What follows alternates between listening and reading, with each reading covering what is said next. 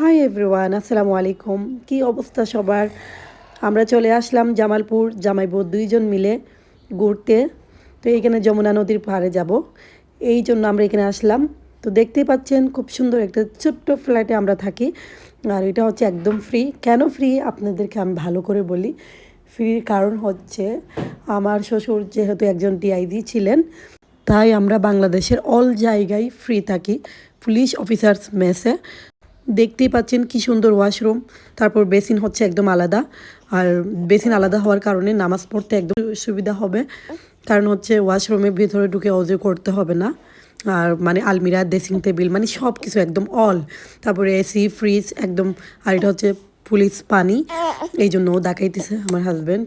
Police লেখা ছিল, এই যে আপনারা দেখতে পাচ্ছেন। এই তো তো যেহেতু পুলিশ অফিসার্স মেস, তো এখানে সব কিছু হচ্ছে পুলিশের। আলমিরাতে আমরা সব কাপড় সাজায় রাখছি, এগুলো দেখাচ্ছে। আর মানে অসম্ভব ভালো লাগছে।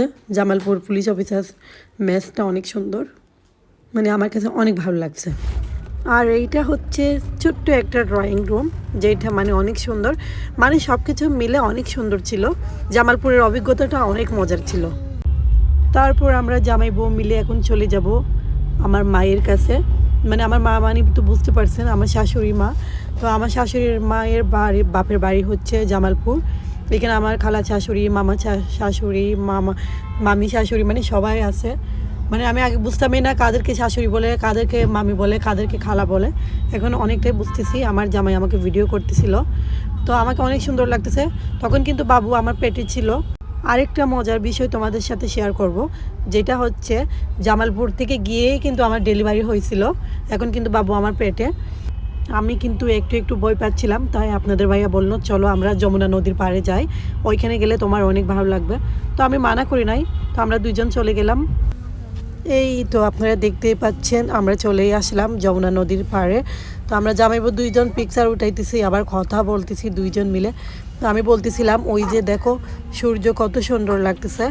তারপর ও বলতেছে তুমি কি নৌকাতে উঠবা? আমি বললাম হ্যাঁ উঠবো উঠবো। আবার ভয় পাচ্ছি, এত বড় পেট নিয়ে কেমনে নৌকাতে উঠবো, ভাই রে ভাই, এত ভয় লাগতেছে। তো তারপরও আপনাদের ভাইয়া কিন্তু আমি যা বলি তাই করার ট্রাই করে, কিন্তু এখন তো আসলে সম্ভব না। মানে আমার যমুনা নদী পার থেকেই সরাসরি স্কয়ার হাসপাতালে গিয়ে ডেলিভারি হয়েছে, তাইলে তো তোমরা বুঝতে পারতেছো আমি কত অসুস্থ ছিলাম। তারপর কিন্তু আমি সব সময় হাসি খুশি থাকতে পছন্দ করি, আর আপনাদের ভাই আমাকে অনেক অনেক হেল্প করে হাসি খুশি থাকার জন্য। এই তো তো আমার সাথে দুষ্টামি করতেছে, ও নাকি আমার সাথে বেশি সুন্দর। তারপর আমার জামাই নিচে নেমে গেল, বলল তুমিও আসো, বাট আমার তো অনেক ভয় লাগতেছে, আরও এত বড় পেট কেমনে যাব। তাই আমি বললাম আমি না, তুমি যাও। তো সবাই তো দেখলেন, সব কিছু শেয়ার করলাম। সবাই ভালো থাকবেন, দোয়া করবেন।